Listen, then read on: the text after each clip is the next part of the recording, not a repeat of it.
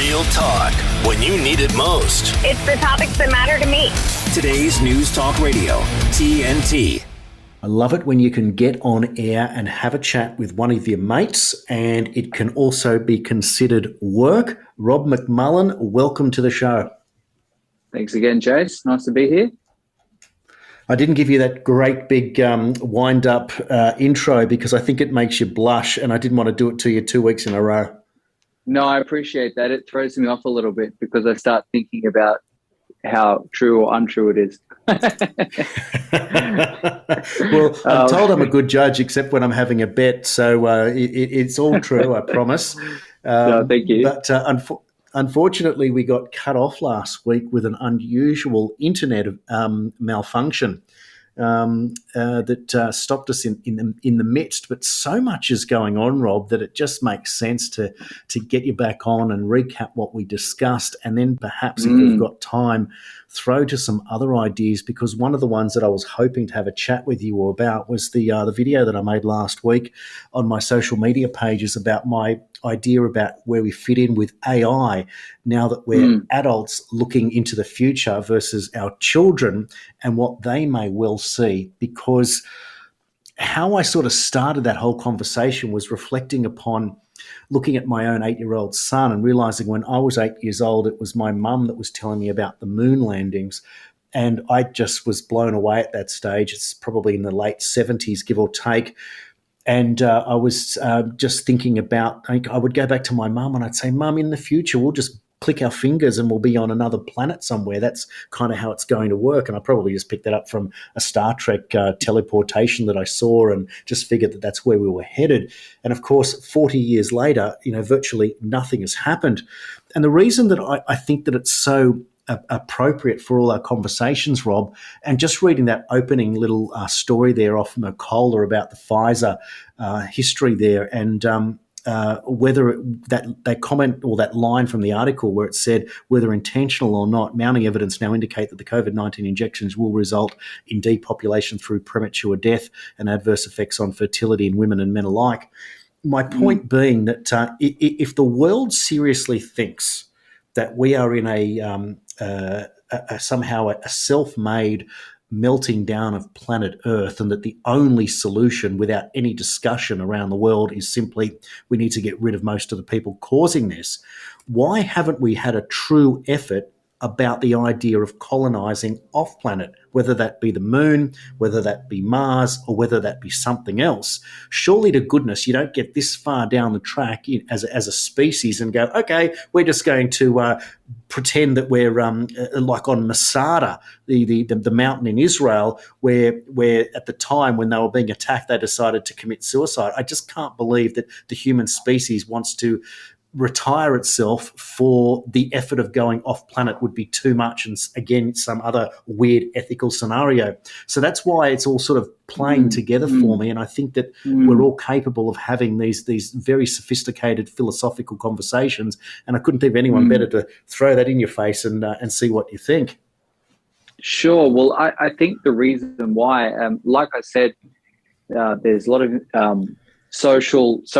neuroscience and psychology and science coming out now that you've got this spectrum between empathetic and systematic brains, and it basically it loosely maps to generally empathetic, short time frame, feminine caretaking versus systematic, long time frame, masculine capitalizing. That's the general political spectrum you have between left and right.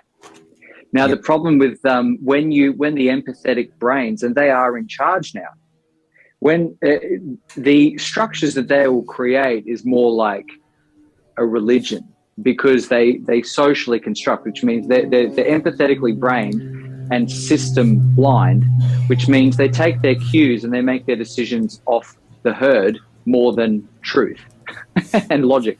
Yes. And so what in practice, the structure they will create will be more like a religion. Now you can't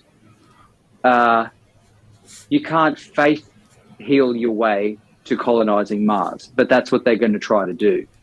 is, if you want to do something like extreme technological advancements like colonizing the moon or Mars, you're going to need the systematizers heading that, because they're the only ones who are going to have the systematic brains capable of working out the technology. The empathizers are going to sit there and talk about how it makes them feel. Yep. And so that's what you see when you get Greta Thunberg say, I'm angry, how dare you, blah, blah, blah, stamp my feet and carry on, and say, cool, what would you do about it? She says, well, it's not my job to come up with the solutions. It's my job to tell you to do that. She's saying, because I'm a childlike, dependent, feminine empathizer. I don't, my brain's not even capable of coming up with the solutions. It's only capable of telling you how I feel about it so that you do that. Yep. That's so interesting, isn't it? It is. You go down that rabbit hole and the world makes a lot of sense, but it's just emotionally hard to do because it flies in the face of so many things we're taught about, how equal and the same everybody is, but it's just, once you get a few of these concepts in there, you can see them everywhere you go. And so I think that the empathizers, the caretaking, feminine, cognitively feminine empathizers will sit there telling you that they want you to colonize Mars. But then you'll say to them, cool, well, how do you want to do it? They'll say, well, it's not up to us to think about how that should be done, because as much as they'll never directly admit it, you can see the frame, every reaction, every implication that they insinuate is always like, well, we're not the systematizers, we're not the logic, we're not the builders, we're not the capitalizers, we're the caretakers, not the capitalizers. So when you get to Mars and you capitalize all the wealth, the economics, the systems of government, the systems of law, the technology, the physics, the science, that all needs to come together in this massive superstructure of human achievement that it would take to get us off planet, they'll sit there and say, well, we feel bad, because they're empathetic feminine caretakers. They say, well, we feel bad that the pilot piloting the first mission to Mars was a white male. Mm. That's why. Amazing, isn't it? In all of what you've just said there, Rob, the thing that punches me in the nose is the idea that we now have pioneer fear. The idea of pioneering, that the capitalizers, the systematizers, the men in all of this are the ones that pioneering is no longer an acceptable thing. And of course, then they're all going to come back at you and say that it's, we can't spend the money, we don't have the money, and rah, rah, rah. What do you mean we don't have the money? We just printed trillions of dollars out of thin air, and they've been doing that forever. To justify their examples. And of course, if you go over to Ukraine, you'll see immediately the millions and billions, depending on which country, are just throwing at us. Here in Australia, Albanese's gone and thrown a couple of $100 million more at on top of ScoMo's pledge from only a couple of months ago to Ukraine, and he's jumped off for a magical mystery tour to go and shake hands with the emperor, who also has no clothes, Zelensky, who has appeared in the Panama Papers and has been squirreling away money in that sense. And so this is obviously pointing to something else completely different. So we're seeing the hypocrisy in all of this stuff. So it's very glaring that no, we can go and do whatever it is that we need to do, and yet it's the leadership, the lack of leadership in the world that we see. I'm reminded of a book that Lee Iacocca put out probably 20, 25 years ago, when he asked the question, where have all the leaders gone? And it was pre-Obama, obviously. And I remember when Obama came on, I thought, oh, well, maybe we've actually got a leader now. Of course, that turned out to be the great fallacy. But at least we were presented with the concept that was the case. But it just seems that we're just getting further and further away from these big picture leaders that we've ever had. Space travel, whilst it was set up, true or false, back in the 60s, has all but been forgotten. And we live in a time now where the greatest celebration in the world is whether we can light up CERN, the Hadron Collider, to see if we can, create a black hole, perhaps, through some sort of reaction, or in fact we send out the new Webb telescope to take some more pictures of the far-reaching universe. And it just seems like everything is a distraction here. And yet we're faced with this massive crisis. We're watching every day another circling around of Andrews in Victoria, telling you can't do this, you can't do that. Another jab for health workers. We've got to keep safe and more safe and more safe. And you're right, we have got an entirely empathetic, caretaking society now that's got no possible way of looking forward. And if you do look forward, well, you can't, because you're mocked and ridiculed and the system simply won't allow you to do it. So where's the break in all of this, that we kind of get a rebalance, or have we just got to sit this one out for a period of time until people get sick of it? How do you see it? Well, look, I'll just recap what you said, and it's really, really important for me to actually say this is what I think we should do, because I've been talking and thinking about this stuff for 10 years now. I'm definitely on the page of like, what can we do? But I'll just recap that.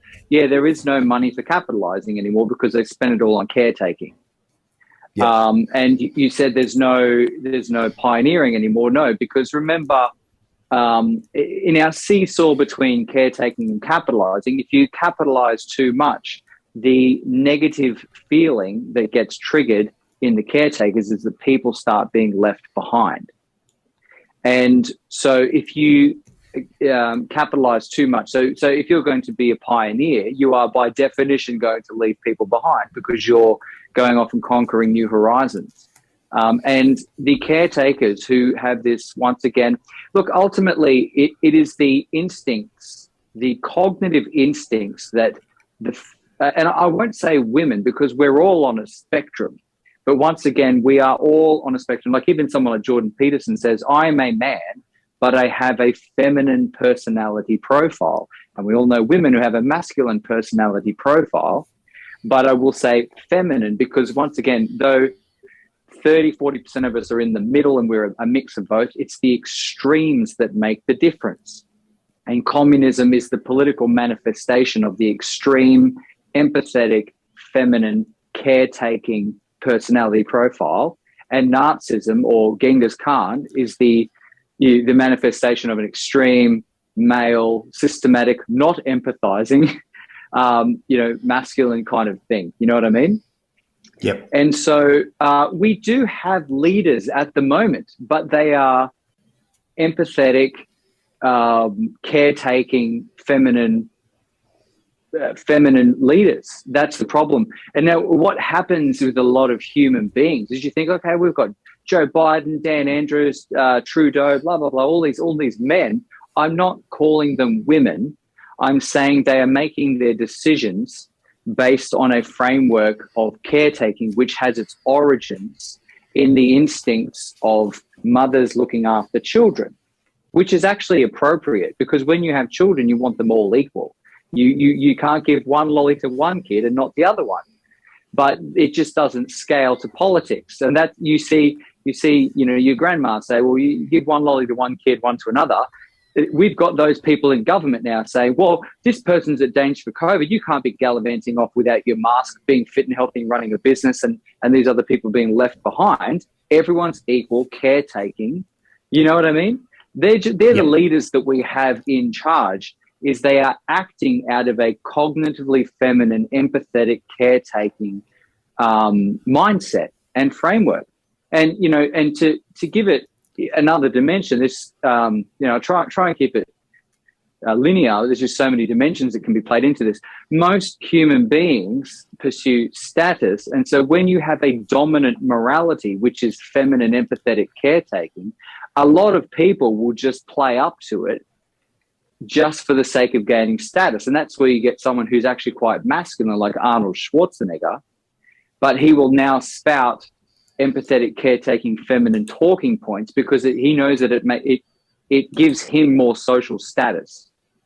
So in a sense, he might sell out, his own kind of original template for the sake of increasing his social status. And I think that's what's going on with people like, you can still get feminine-minded men, and that's what I see when I look at, say, Justin Trudeau. Absolutely.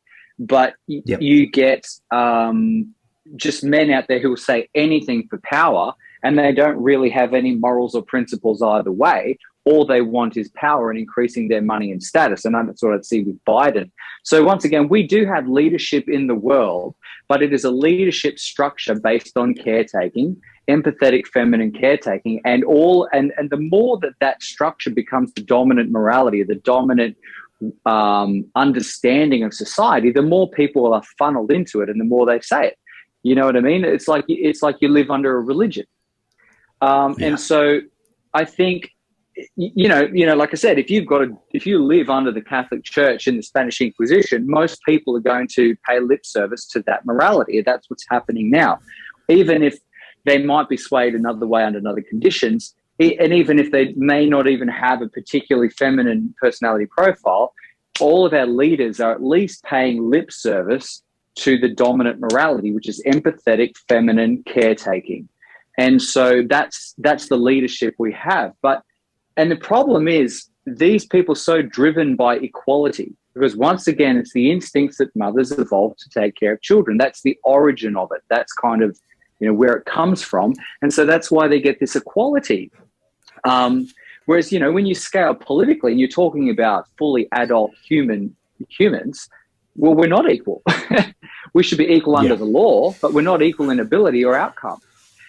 So once again, you've got this political structure that's based on children, or based on the way a mother reacts to children.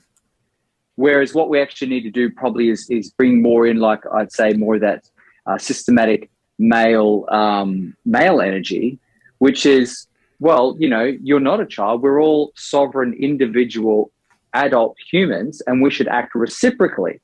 And so I can't remember where I was going with that, sorry. But yeah, that's the point. We do have that leadership now, which is always pointing us in the direction of caretaking. Oh, sorry, and that's the point I was going to make about the equality instinct that these people have, the equality instinct.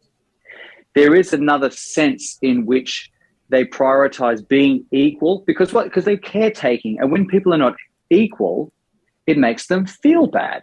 And so we're at the point now that not only do we caretake for people's material needs, we're caretaking their psychological needs as well. And so to caretake people's psychological need, to shield them from the reality that adult human beings are not all equal in ability, we construct these fanciful ideas that they are, and then we enforce these. And so there is a sense in which this is a civilizational cancer, because some people prioritize escaping the inequality that is inherent in a modern civilization. They would actually prefer being more equal in a less advanced civilization, because at least they don't feel unequal to other people. Does that make sense? And that's why I think a lot of these people with the Greens and a lot of these people that it's not a huge emotional issue for them if the lights go out, or if people can't drive cars, or if you're poor, because what they want to do is tear people down to an equal state. And that's one of the truisms that's always been true when we talk about what's wrong with communism, is people can only be equal at the bottom. But if you're on the extreme of the empathetic, caretaking, feminine-minded thing, then you might even prefer that to being unequal in a spacefaring advanced civilization. Yes, exactly. Look, Rob, we're going to have to take a quick break. When we come back, we're going to continue on with this conversation. And I do remember looking at a meme today that was a picture of Arnold Schwarzenegger pictured with Greta Thunberg, and underneath it was him getting into his great big Hummer, the one that he imported from the Iraq war, that set up that entire company as their marketing plan. Of course, they sold millions of Hummers after that for a period of time. What a difference a decade or so makes. You're listening to TNT Radio. Welcome back to Jason Q, citizens and friends. Wow, what a day it's been. We're learning now that the politicians are coming out of the United States thick and fast and complaining about how these shootings are just a week on, week off event, and that's just how it goes. Rob, it reminds me of the story that came out a little while ago out of Australia, of all things, that confirmed MK Ultra was in fact real and was set up here in the 60s, coming out from the United States. These events, everything just seems to be all part of a greater plan. And I note that in that break there, the promo for Trish Wood's show, that they came up with the term orthodox woke, and that fits entirely into what you're saying, like a religion. Well, that's exactly what it is. That's exactly what it is. And well, yeah, but once again, if you look at empathetic brains, I said they anthropomorphize in the laws of nature. They see human consciousness on things, whereas the systematic brains don't do that as much. And when they industrialize that view, that's where you get religion. Is there's the spirits behind everything. You know what I mean? And religion isn't just that. It's also a lot of great, cultural wisdom and ways of growing people up. And it's a whole big mixed bag of things. But one of these things is that one of the strong things is it is an expression of the empathetic brain, whereas the systematic brain sees a clockwork universe, not a conscious universe. So that's literally what it is. And that's what I've been saying to people for months, is that, you can take people's religion away and they'll just make another one. And they have. Yeah. And that's why it's very hard to say, look, I'm not a scientist. I know people that are, but, what is the actual truth behind, if there's global warming or not? It's very hard to say, because you need to get their religion out of the way before you can even assess the question. And their religion is that we're damaging Mother Earth. So once again, the empathetic brains are anthropomorphizing the planet, and we're killing the planet. We're killing Mummy, and we're bad. Yes. You know what I mean? So you need to kind of get that whole phenomenon out of the way before you could even really look at the science of global warming. And it's hard. I certainly have no capacity to do that. And so, But look, I think I would really like to round off my entire point that we've had, especially in the last show, is the systems in our society, all our institutions. I said this throughout the campaign. People in our society have been taken up by every institution, every media outlet, educational outlet, almost every person of influence in our society has adopted this caretaking dominant morality.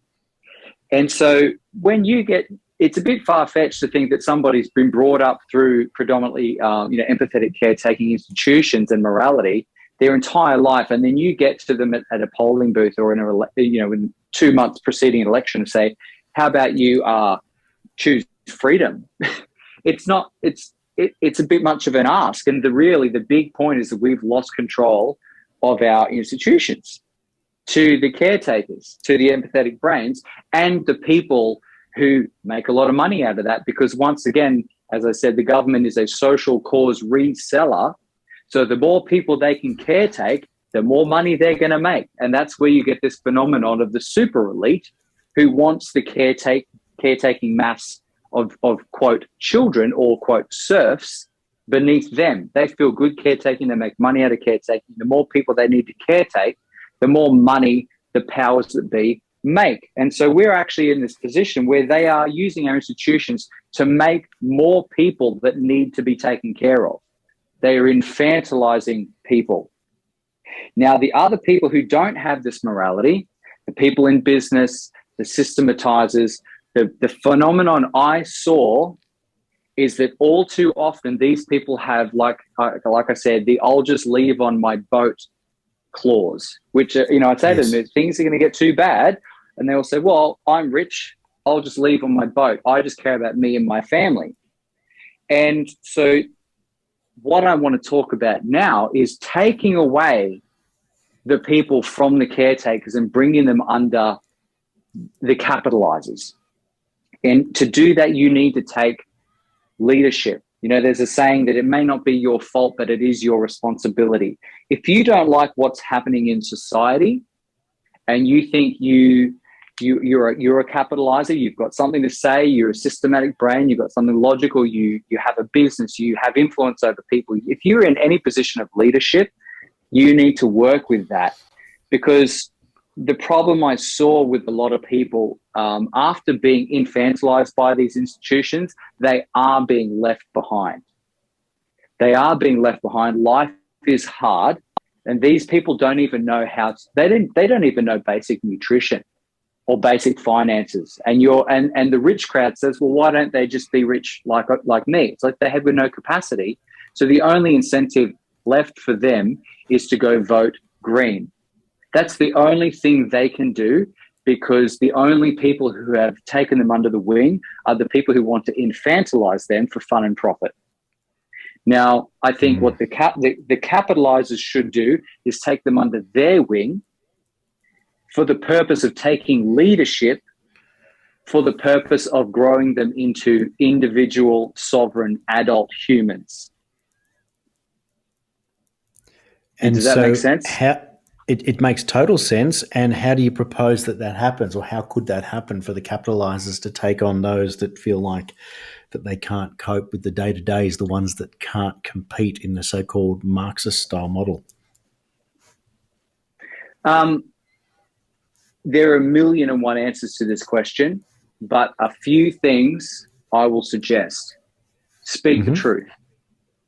If you're sat around the dinner table and your daughter comes home from university and starts spouting Marxist talking points, tell her that's not correct. That's not correct. And actually, you don't want her to go back to that class. And then provide her a job in your business and give her something else to do. If you hire people, don't put up with any silliness from the people that you hire. If you have people you care about, and some people have got a lot of money. So, put aside a little bit of that money and say, I'm going to buy you a coffee store and I'm going to show you how to run it, and you are going to pay profits and pay me back. But I'm going to give you a start, and I'm going to slowly teach you the skills you need to become a self-sufficient, sovereign adult human, because that's what they don't have. Yep. They don't have the skills or the ability or any pathway at all generally to becoming to becoming the sort of person that would actually vote for freedom. That's the problem. There's no incentive, no pathway to grow most of our population into somebody who would actually vote for a freedom party. So if you want a population of people who would vote for freedom, then you should take responsibility to start creating it in whatever small way you can. And if you're really, really one of the capitalizers, you've probably got quite a lot of ability to do that.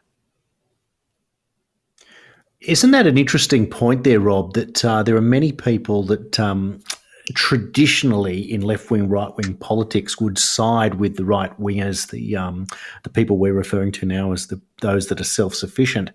And many of them, are living, off by the seat of their pants. They're literally struggling, and you always wonder where these people came from. So there still has to be a desire to be self-sufficient in this world, although it gets taken to become more and more difficult, particularly when you stop business, you close business, the government pays out $750 a week for a period of time to get you to stay home. It's almost like this was a paradigm shift that we at least saw here in Australia, but we can't just isolate it to Australia, but we certainly can understand why in this country we were so easily led when they came out and they said, we've got to get to 80% double jabbed, and they got to 95% double jabbed and no one blinks an eye.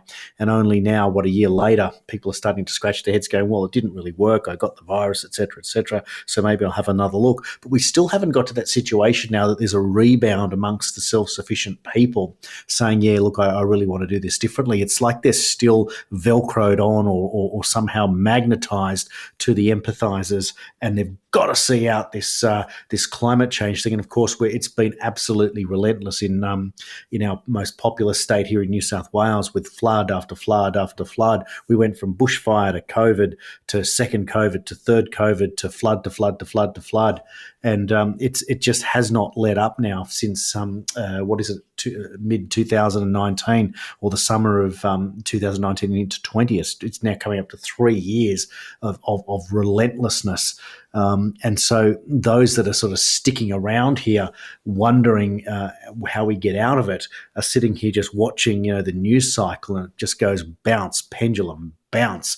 We look around the world and we see a little bit of interest out of Russia that something's happening over there, and we see a little bit with Trump making an appearance in the US, and of course being shot down by this circus that's called the January 6 inquiry that will no doubt lead to some recommendation to the Department of Justice for some form of criminal charge against him, to yet again have another shot over the bow to try and stop him from running in 2024. And it was Trump, I suppose, in this era that at least gave the people somewhere to believe that you could become self-sufficient. Everything he did in his presidency certainly led to that. So at least there was that one leader in this process that people have sort of watched on and are looking at and thinking that maybe there is something in here. But it is a really, really difficult time for many people to work out how, in fact, they can become self-sufficient, or would at least want to, and are still clinging on to the system, despite the fact that we've got the high inflation, the interest rates have gone up for the third time in as many months now. We've got fuel prices, through the roof. Somehow we managed to have 3.9% unemployment. That's because you get rid of, 1 million workers and they don't include them in the stats.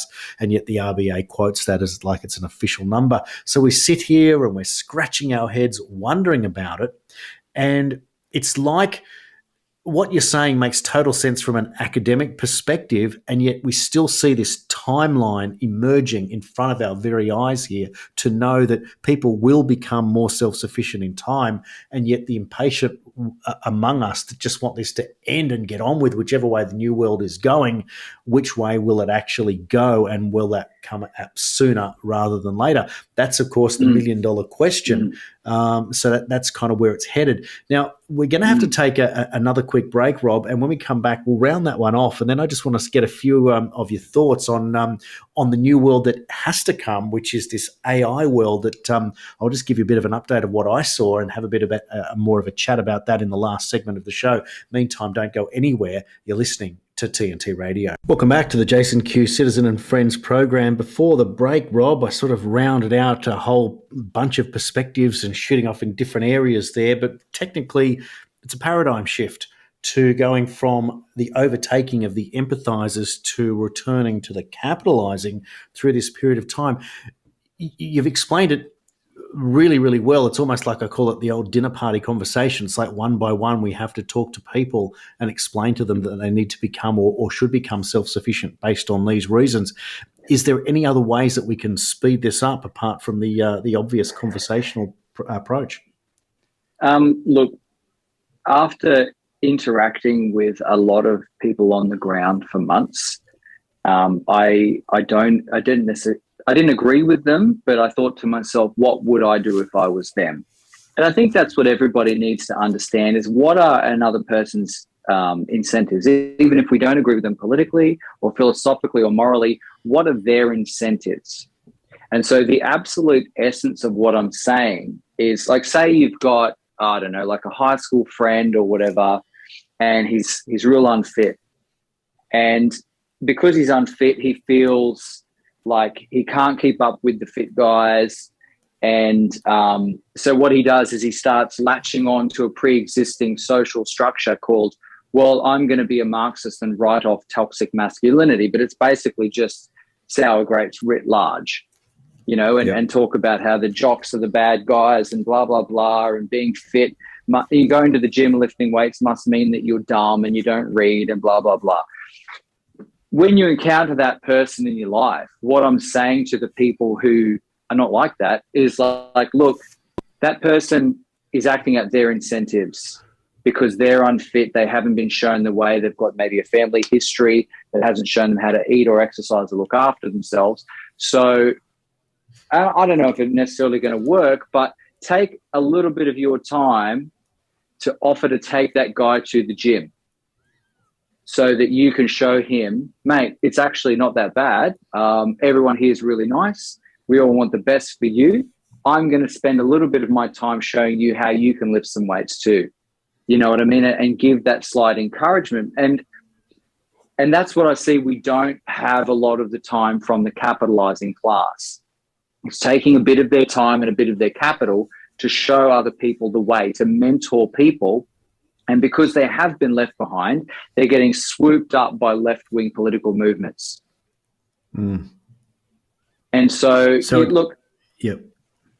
Will it work? Like I said, I don't think, say I've got that friend who's unfit and he doubles down on some narrative that fit guys are the bad, evil jocks and there's toxic masculinity. I could go argue with him philosophically all day. Am I going to change his mind? No, because it's a strategy that he's adopting which allows him to probably navigate life the best way he knows how. Whereas what I can do is change his incentives.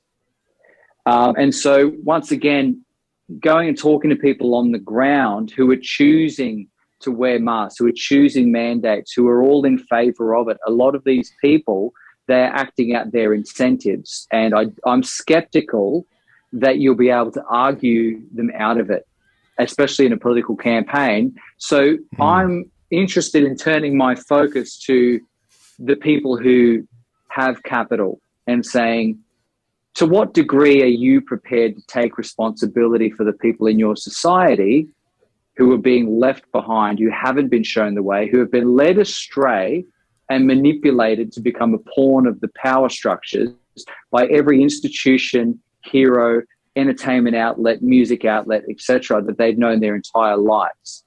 People are being manipulated into becoming the Marxist useful idiots, the tools with which they want to destroy a society. So are you prepared to take some of your time and capital to show them another way? And that's what I found disappointing, is the degree to which they're not. And that's, the powers that be have mobilized these people against your society. So what are you going to do when it comes knocking at your door? And once again, COVID prompted a bit of discussion about that, because it didn't matter whether you're rich or poor, we were all affected by what the caretakers proposed to do to varying degrees, but even the wealthy felt it. But that's the disappointing thing, is they say, well, if it comes to my door, me and my family leave on my boat. And it mirrors another article by one of the Lib Dem candidates that I caught up with, and he wrote an article saying that capital needs to defend capitalism, which means the people with money should take a little bit of their time and money to take responsibility to defend the structures of society that allowed them to become wealthy, which is the same thing I'm saying is, look, at larger scale, certain people have more capacity to take responsibility because we're an unequal hierarchical species. But the people who have the capacity to take responsibility, the effort to do so is lackluster, I'll say. You know what I mean? And so it's interesting though, because the whole idea of capitalism has somewhat been tarnished when you have a system that says too big to fail, and so it gets bailed out and becomes socialism when it's in trouble. But of course, that's crony style capitalism. That's very different to regular capitalism. Absolutely. Yeah, absolutely. But people are driven by self-interest, not necessarily philosophical principles. And so, look, and that's why, cool. Do you think some banker that's just seeing the money roll into their account is going to be like, I think I should give that back because that last million came from crony capitalism, not real capitalism? Well, they tend to not really care. They just go, well, the money's rolling in. I'm good. Maybe I'll get the new Maserati. Great. Love it. Is there any capacity for the people who have the capacity to help other people to not to help them in terms of keeping them dependent, but to show them the way to become independent? Do the people, the systematizers, the capitalizers, do they have any interest in doing that?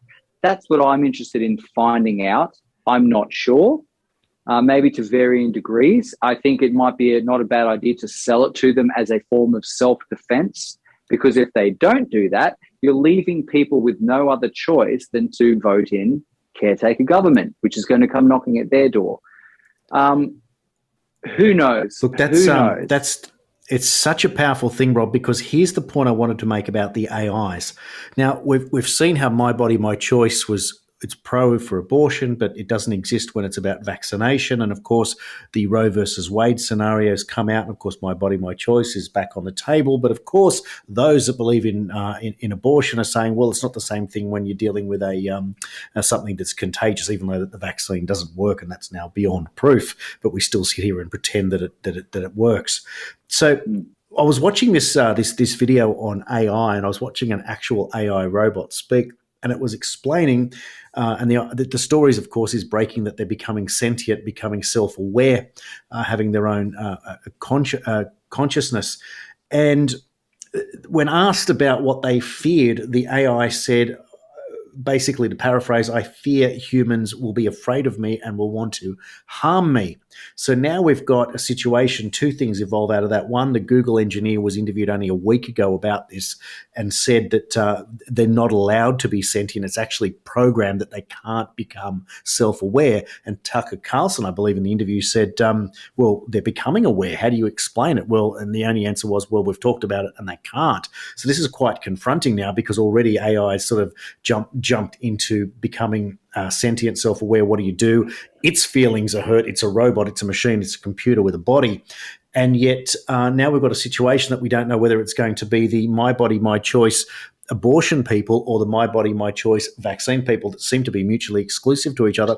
Which one would reject an AI, or is the AI going to be thrust upon us anyway in this scenario? But here's the big point. If you move into a world of AI, you then have to move into a world of universal income, because so many jobs will be made redundant. And a perfect example would be warehouse jobs, packing and that type of stuff. You're just not going to need those people. Now, going down the autonomous driving car, there's a very good argument that they'll never, ever happen, because how can an AI make a split-second decision if for a human's life? It just defies logic, and I can go into that on another time. However, if you move into a situation where you have to take universal income to protect these people, for mine, if you're on a universal income at that point, you literally have written off yourself as any person with any creative feeling in society. You're literally just taking the money to see out your days and living in an inflated, welfare state, because you've got no further contribution to make. So this is very interesting now, Rob, where we've only got 3 minutes left, but where we've now got to consider what happens to the human being, and could this be the thing that makes people say, holy smokes, I do have to become self-sufficient, or I am going to make myself redundant and have to take this universal basic income? Well, look, I really hate to be a massive buzzkill, but I know a guy in the States who sold companies to Microsoft and worked on AI. And not that I know anything about the science at all, but what I've heard from him, and I trust him to know something about it, is they're actually quite a fair way off an actual AI in the way that the human brain works. But there's certainly a lot of automated and highly technical systems that are emerging. And once again, with the Trusted Digital ID bill, you can just go caretaking, capitalizing, feminine, masculine, empathetic, systematic. You can simplify it down to safety or freedom, and whether these automated processes are going to help us conquer the stars, or tightly control everybody into this communist caretaking equality, wrap everyone in cotton wool kind of thing. It's going to depend on who's at the helm. Those are the two possibilities, I think. But look, automation, separate from AI, that is another thing where, we are moving out of the industrial revolution, where the value of people's labor will disappear. And what do we do with people who don't have that much to offer in a market where previously they could offer labor? If we have an increase in wealth, some kind of basic, we may have to expand the safety net, but maybe we'll have the resources and the wealth through the increased efficiency of automation to do that. It's hard to say. It certainly is, isn't it? There's so much to consider in all of this. But Rob, once again, we can fill an hour like it's 5 minutes. There is so much to explore, the detail, the analysis. obviously the 10 years of effort that you've put into to thinking about all this. It's been a great pleasure to have you on the show once again, and I look forward to getting you on again very soon to continue this conversation. There's so much happening. Look, we are only a few seconds away, so thanks, Rob, again for being on the show. We've got Rick Munn coming up next with his Locked and Loaded show. Don't go anywhere. You are on TNT Radio.